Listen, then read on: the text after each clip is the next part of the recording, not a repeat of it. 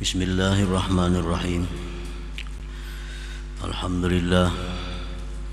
Alhamdulillahilladzi ja'ala al-ibarati qutal qulub biha tanmu kama tanmul ajsadu bil hubub. Asyhadu an la ilaha illallah wahdahu la syarika lahul marhubul marhub. Wa asyhadu anna sayyidana Muhammadan abduhu wa rasuluhul mahbub. Allahumma salli wa sallim ala sayyidina Muhammadin imami kulli saliki wa mazjub wa ala alihi wa sahbihi wa zurriyatihi wa man ilaihi mansub. Amma ba'd. Yang kita hormati, kita muliakan para habaib dan para ulama, muhibbin, hadirin hadirat rahimakumullah. Puji syukur yang tak terhingga kita haturkan kehadirat Allah Subhanahu wa ta'ala, yang mana pada malam ini Allah berikan kita taufik hidayah serta inayah sehingga bisa kembali berkumpul di majelis yang penuh berkah dan rahmat ini. Salawat salam atas junjungan kita Nabi besar Muhammad sallallahu alaihi wasallam dan seluruh keluarga, sahabat, zurriyat dan pengikut beliau ila yaumil qiyamah. Para muhibbin rahimakumullah, al-hikmatus sabi'atu wa thamanuna ba'dal mi'ah minal hikamil ataiyah. Qala al-imam Ahmad ibn Athaillah as-Sakandari rahimahullah, nafa'ana bi'ulumihi wa asrarih. Hikmah yang ke-187 dari Al-Hikam. Berkata Imam Ahmad ibn Athaillah as-Sakandari, al-ibaratu qutun li'ailatil mustami'in wa laysa laka illa ma anta lahu akil. Artinya, bermula ibarat-ibarat, ungkapan-ungkapan atau pepadah-pepadah, mau'izah, nasihat, merupakan makanan bagi para pendengar yang berhajat. Dan tidak adalah bagi engkau kecuali sesuatu yang mana engkau bisa memakannya. Itulah terjemahnya hikmah yang ke-187 ini. Subbihatil ibaratu ay al-mau'izatul muwajjahatu ilal mustami'in bil qut alladhi tanmu bihil ajsad. Diserupakan, diumpamakan nasihat-nasihat, pepadah-pepadah yang diarahkan kepada pendengar. Nah, itu diserupakan dengan makanan.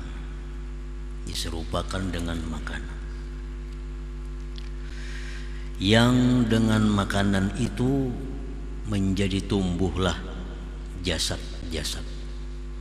Nah, dengan makanan itu menjadi tumbuhlah tubuh kita ini. Fahiya min jinsil qut illa annaha minan naw'il ladzi tanmu bihil qulub. Nasihat-nasihat agama itu termasuk jenis makanan, melainkan bahwa nasihat itu daripada macam yang tumbuh dengannya hati. Jadi artinya jasad kita ini bisa berkembang dengan makanan yang masuk ke dalam perut kita. Nah, demikian pula hati itu bisa berkembang, hati bisa hidup dengan makanan-makanannya. Sedangkan makanan hati itu adalah mau'izah, pepadah agama, ilmu agama. Itulah makanan hati. Nah, para muhibbin rahimakumullah, jadi artinya Setiap tubuh jasad yang kurang makanan, tubuh yang kurang makanan bergizi, dia akan menjadi kurus dan mudah diserang penyakit. Badan kita, tubuh kita yang kurang makanan bergizi itu akan menjadi kurus dan mudah datang penyakit, baik penyakit dari dalam tubuh seperti bakteri-bakteri atau penyakit yang dari luar tubuh seperti virus dan lain-lainnya. Nah, mudah tertular, mudah terjangkit. Belum lagi penyakit yang sudah ada di dalam tubuh itu berkembang karena tubuh kita kekurangan makanan yang bergizi itu. Nah, demikian pula hati kita ini, demikian pula hati yang kurang pemasukan, hati yang kurang mau'izah, kurang pepadah, hati yang kurang pemasukan pepadah yang baik, maka hati kita ini menjadi kurus. Hati menjadi kurus dan mudah diserang penyakit juga, baik penyakit dari dalam yang berasal dari nafsu atau penyakit dari luar yang datang dari syaitan atau lingkungan. Nah, para muhibbin rahimakumullah.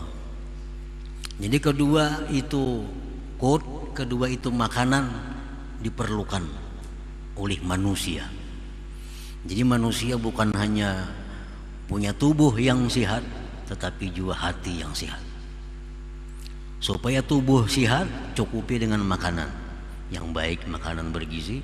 Nah, hati supaya sehat, cukupi dengan mau'izah, dengan ilmu-ilmu yang bermanfaat. Dengan demikian itu menjadi manusia yang sempurna. Nah, para muhibbin rahimakumullah, orang-orang yang cenderung mengutamakan makanan-makanan untuk perkembangan tubuh. Nah, manusia yang cenderung mengutamakan makanan-makanan yang diperlukan tubuh, menomorduakan makanan-makanan yang diperlukan oleh hati, ini manusia cenderung arahnya kepada hewan, cenderung kepada hewan. Yang pentingnya kenyang, penting makan nyaman, makanan sehat, makanan 4 sehat 5 sempurna. Tapi perkara makanan hati lalai. Nah, makanan hati kada terurus. Ini manusia cenderung kepada hewan, cenderung kepada binatang. Binatang yang diurusnya adalah hati. Nah, kemudian manusia yang hanya mementingkan kesehatan rohani, kesehatan hati. Nah, dia menuntut ilmu yang bermanfaat untuk dirinya. Bahkan dia melalaikan makanan-makanan untuk kesehatan jasmaninya. Nah, ini manusia cenderung kepada malaikat. Cenderung kepada malaikat. Kalau manusia yang sempurna itu adalah manusia yang menjaga keseimbangan antara keduanya. Nah, jasmaninya bagus dan hatinya pun bagus. Nah, makanya manusia itu yang sempurna kedudukannya lebih afdal daripada malaikat di sisi Allah Subhanahu wa ta'ala. Nah, para muhibbin rahimakumullah. Nah, jadi apabila hati kita ini kurang pemasukan ilmu yang bermanfaat tentunya, maka hati kita ini mudah sakit. Bisa sakarat kina. Sakarat. Bila sakarat itu kan lawas lagi mati. Banyak orang yang terdahulu hatinya mati daripada tubuhnya mati. Nah, banyak manusia ini yang terdahulu hatinya mati sebelum tubuhnya mati. Karena selama hidupnya orang ini selalu mementingkan makanan-makanan yang diperlukan tubuh, kurang mementingkan makanan yang diperlukan oleh hati itu. Ada sedikit orang yang sihat, orang yang kuat, tetapi hatinya lemah, hatinya kurus, hatinya sakit karena kekurangan gizi, kekurangan makanan berupa mau'izah itu. Nah, para muhibbin rahimakumullah, kalau makanan-makanan yang diperlukan tubuh itu bisa didapat di warung, di rumah makan, di restoran. Tetapi kalau makanan-makanan hati itu bisa didapat di majelis ta'lim, majelis ilmu, ziarah kepada orang salih, minta nasihat, minta petunjuk kepada mereka tentang agama. Nah, itulah tempat makan-makannya ini hati yang diperlukannya.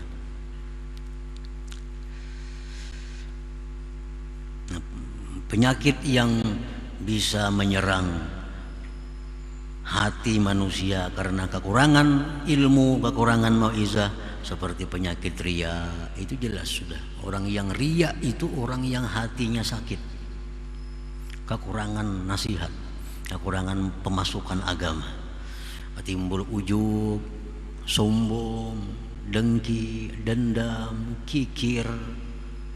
Itu semuaan penyakit-penyakit yang letaknya di hati, yang memudaratkan di akhirat, memudaratkan di akhirat akibat dari kurangnya pemasukan ilmu agama. Nah, kita kalau kurang makan sehari ini kita ribut benar. Biasa makan 3 hari sekali, ini makan sekaliannya sehari, wah, dianggap kayak setengah kelaparan sudah. Tapi kalau kita kada ada pemasukan hati seminggu kada ada masalah. Memang penyakit hati kada terasa, macam penyakit tubuh. Kekurangan makanan langsung kita lemah, kada berdaya awak kita. Tapi kalau kita hati kekurangan makanannya itu perlahan, nah, sakitnya perlahan, dan nampak risikonya, bahayanya begitu menjelang ajal. Nah, disitulah risikonya penyakit hati ini akan mulai nampak bahayanya. Nah, itu yang dimaksud oleh pengarang tadi, al-ibarat kutun li'ailatil mustami'in. Ibarat ungkapan-ungkapan nasihat, mau'izah itu laksana makanan bagi para pendengar yang memerlukan, yang berhajat. Walakin laisa kullu ta'am salihan nafi'an lil ajsad. Tetapi tidaklah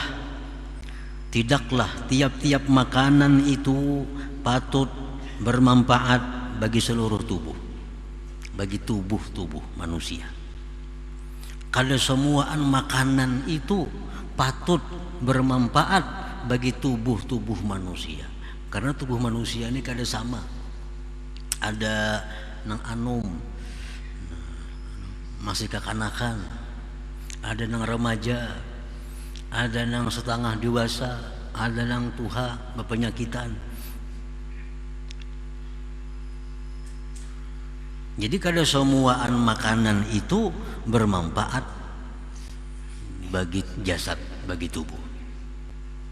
Lianna minat ta'am ta'aman yadurru ba'dal ajsad, karena ada makanan yang membahayakan bagi tubuh, bagi sebagian tubuh. Lianna minat ta'am ta'aman yadurru ba'dal ajsad, karena daripada makanan itu ada makanan yang membahayakan sebahagian tubuh manusia. Bagi orang ini mungkinnya makan ini kada apa-apa, tapi bagi kawan kita kalau makan itu bahaya. Nah, jadi makanan itu walaupun pada dasarnya makanan itu bagus, baik, bermanfaat, tapi tergantung nang memakannya nih. Nah, bagi orang ini makan nasi, makan itu, makan ini menyehatkan tubuhnya. Bagi kawan kita membahayakan. Bagi kanak-kanak yang umur masih bayi, makan kerupuk, makan kacang membahayakan. Kenapa? Karena perutnya masih belum mampu untuk itu.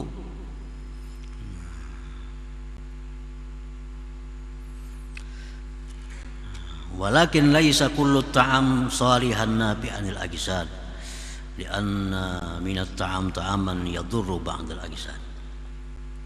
Nah, wa kadzalika laisa kullul mau'izah salihan nabi'an liqulubil mustami'in.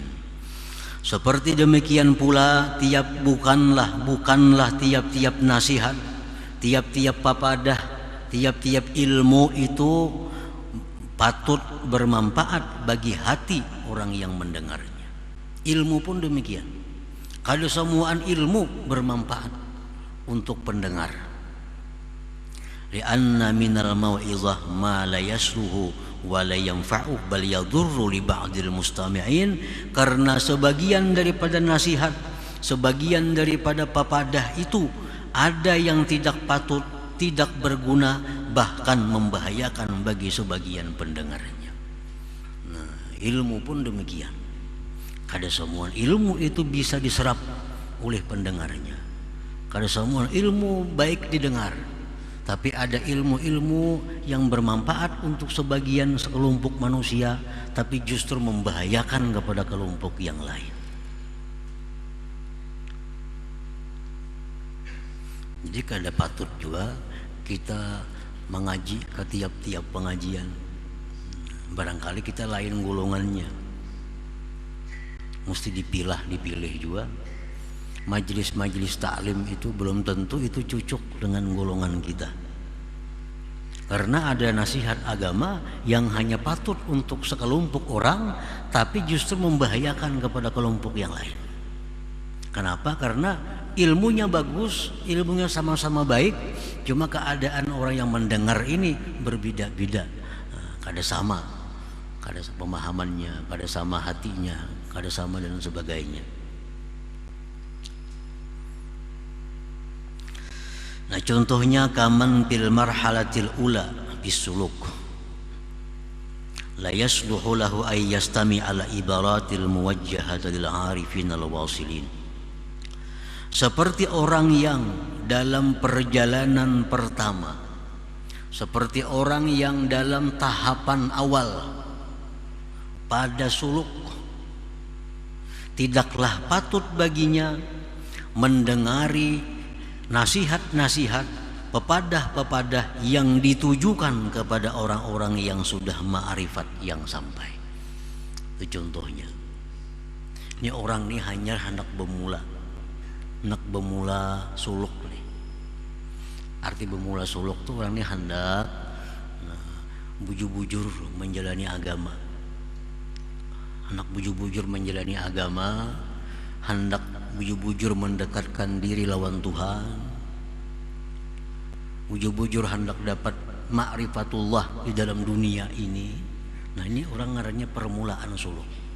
Nah, orang yang di permulaan suluk ini apabila langsung diberi ilmu yang digunakan oleh orang-orang yang sudah ma'rifat kepada Allah, ini membahayakan yang pertama dalam suluk ini. Orang yang dalam tahapan pertama suluk itu ilmu yang mesti dipelajarinya adalah tobat dulu. Tobat itu jadi pelajarinya. Nih kita hendak jadi orang baik nih, hendak jadi orang baik, hendak bercita-cita suluk menjalani jalan yang diridhai Allah, hendak juga suatu saat kita ma'rifat kepada Allah sebelum mati, hendak jadi orang yang diridhai Allah, hendak jadi hamba Allah. Suluklah dia. Nah, kayak apa caranya suluk nih? Pertama-tama yang dilakukannya adalah tobat dulu. Jangan dicampur lawan bab-bab lain dari ilmu. Jangan belajar tentang zuhud, jangan belajar tentang wara, jangan belajar tentang macam-macam, jangan.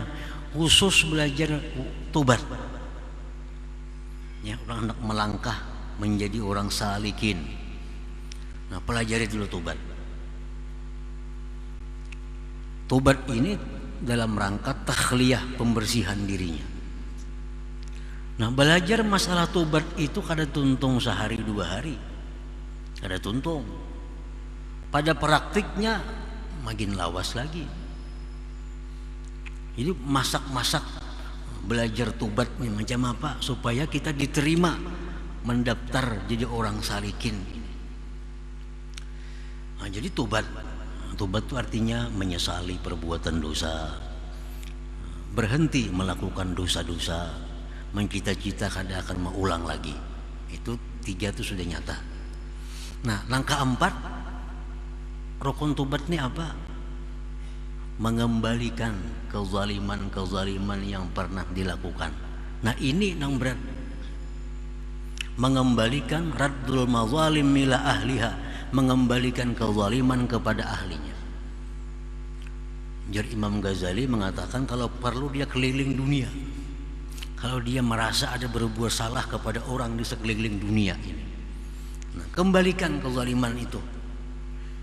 Dulu pernah mengambil harta orang. Nah, orangnya ini sekarang berada di Saudi. Nah, kirimkan ke Saudi, bebaskan kezaliman itu. Dulu pernah ada memfitnah orang. Yang dipitnahnya orangnya sekarang di Afrika. Datangi ke Afrika sana. Dalam Ihya disebutkan demikian. Dulu pernah kita menyakiti orang. Mana orangnya? Kita lihat lagi. Cari orangnya di mana? Oh, orangnya di Singapura. Datangi ke Singapura. Nah, ini tahap awal, tahap tobatnya. Ini perlu waktu yang panjang. Nah, jadi sebelum kita mendaftar jadi orang salikin itu demikian. Makanya makin anum makin nyaman. Kada banyak masalah. Orang umur nang hanya 17 tahun hendak suluk nyaman banarinya. Sudah umur 60, apalagi pelang-pelang buana makin ngalih bener itu. Banyak benar yang diingatakan. Nah, jadi harta. Masalah harta kita diriskan, harta didapat dari jalan apa dulu nih? Nah, dari jalan itu selesaikan harta supaya tinggal harta yang bersih. Nah, selesai itu. Harta kita sudah selesai. Nah, yang kedua lagi yang dicari apa? Wadarakul fawaid, memperdapati keluputan. Dulu banyak ada kada sembahyang, nah, bayari. Dulu ada kada puasa, bayari.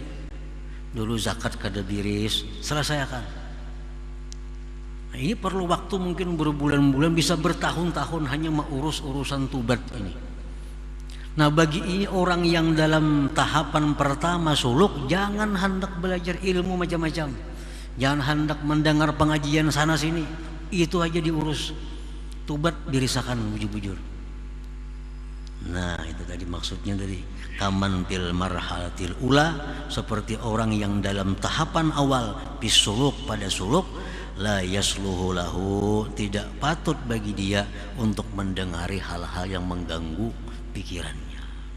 Ada orang membaca kitab fikih, kada usah diurus. Ada orang pengajian, kada usah. Urus tobat aja bujur-bujur dulu. Karena ini yang diperlukan oleh hatinya itu. Yang diperlukan makanan hatinya untuk itu adalah tobat. Masalah tobat dipelajari bujur-bujur. Nah, tobat ini sudah beres, keadaan sudah selesai. Hutang tipu menipu sudah diselesaikan, nang difitnah sudah minta maaf, nang digibah sudah kita minta maaf kepada mereka. Nah, ini sudah selesai dalam makam tobat. Nah, ini langkah pertama orang salikin. Kalau sudah sampai di situ, hanya naik kina ke tahapan kedua, ke makam wara. Wara ini menjaga diri. Ini sudah bersih nih, sudah tobat dah. Harta nang kada diberisakan, harta pun orang dibulikakan, sudah bersih. Nah, pelajari masalah wara. Wara ini menjaga diri nang bersih, jangan sampai kotor lagi, jangan sampai rigat lagi. Nah, belajar ulang masalah wara nih. Itu aja yang dilajari dulu. Jangan belajar yang lain-lain. Dirisakan masalah bab wara sampai selesai, sampai mengerti, sampai diamalkan. Nah, itu tingkatan-tingkatan orang yang hendak suluk itu. Nah, jadi orang nah hendak suluk macam ini kada patut mendengar ilmu-ilmu, walaupun ilmu agama, tapi yang kada ada hubungannya dengan itu kada patut baginya, karena merusak pikirannya, konsentrasinya rusak. Nah, jadi ilmu itu bagus, tapi bukan untuk semua orang. Ada orang-orang yang baginya kada bagus ilmu ini yang bagus. Nah, tergantung keadaan yang menuntut dia untuk mempelajari ilmu itu. Walidzalika abta Ibnu Hajar al-Haytami bihurmati qiraati kitabil Futuhatil Makkiyah wa istima'ihi bihaqqi man lam yata'ahhal li fahmihi li'anna bihi ibaratin muwajjahatan lil 'arifin al-wasilin.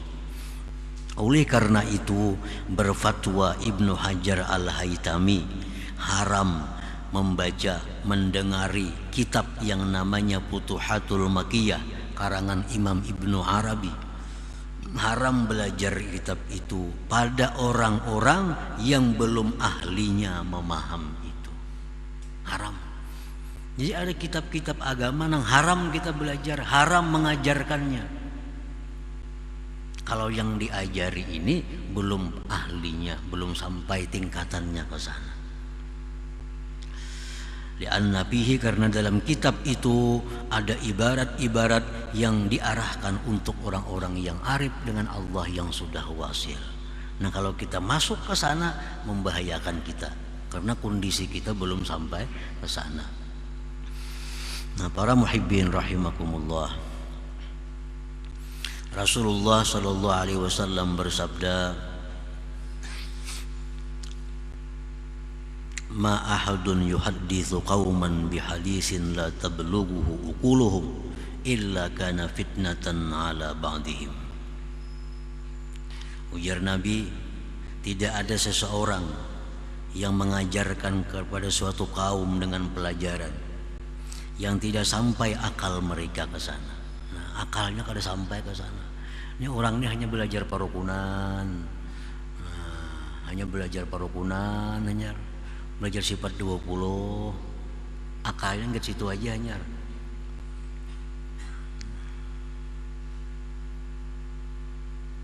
Dilajari nang kada kau menerimainya. La tablughuhu uquluhum, melainkan adalah menjadi fitnah atas sebagian mereka, menjadi kerusakan. Menjadi kerusakan.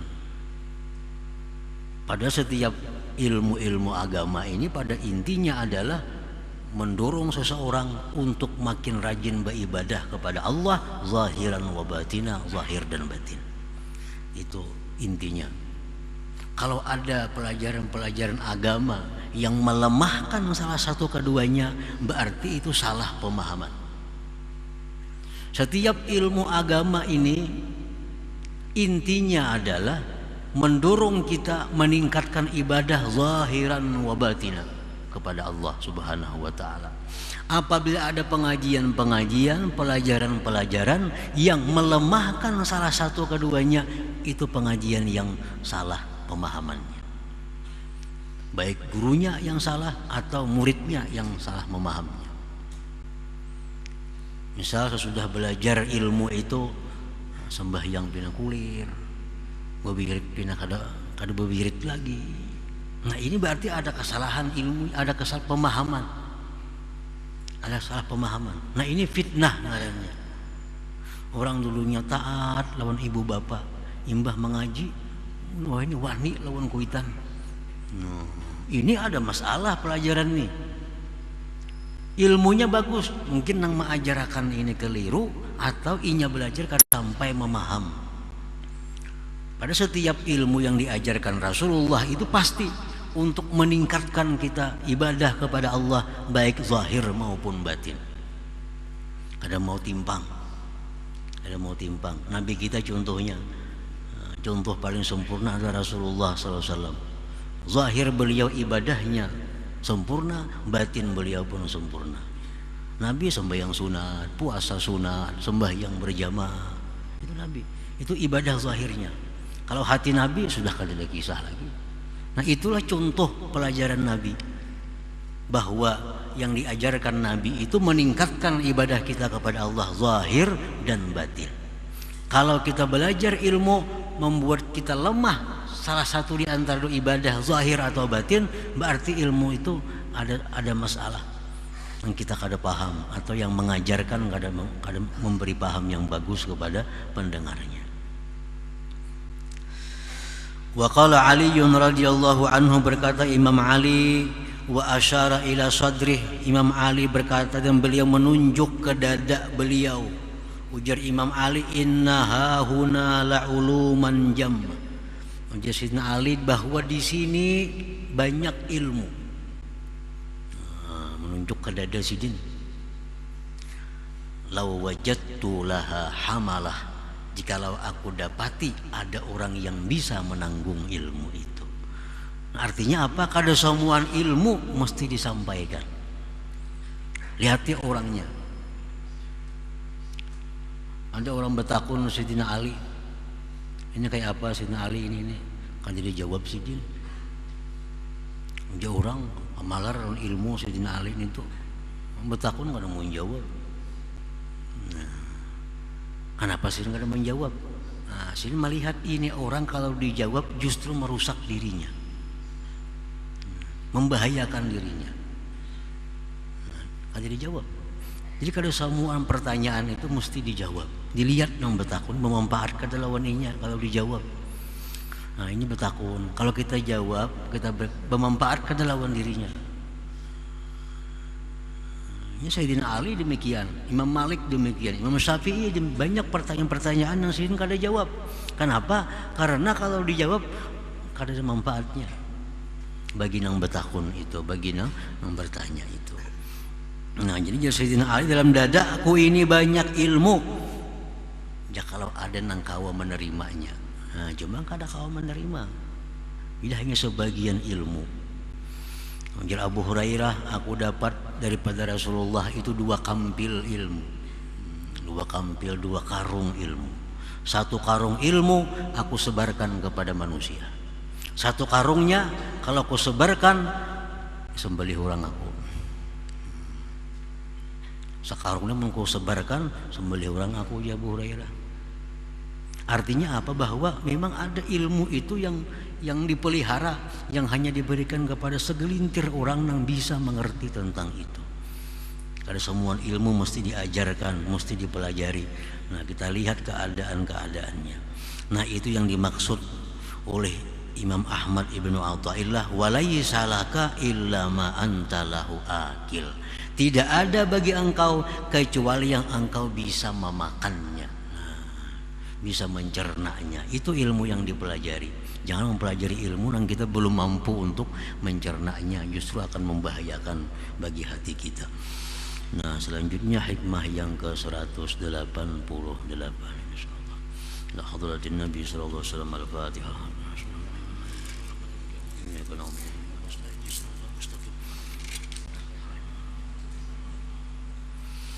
يا الله بها يا الله بها يا الله بحسن الخاتمة يا الله بها يا الله بها يا الله بحسن الخاتمة يا الله بها يا الله بها يا الله بحسن الخاتمة فيا أيها الرجون منه شفاعة صلوا عليه سلموا تسليما.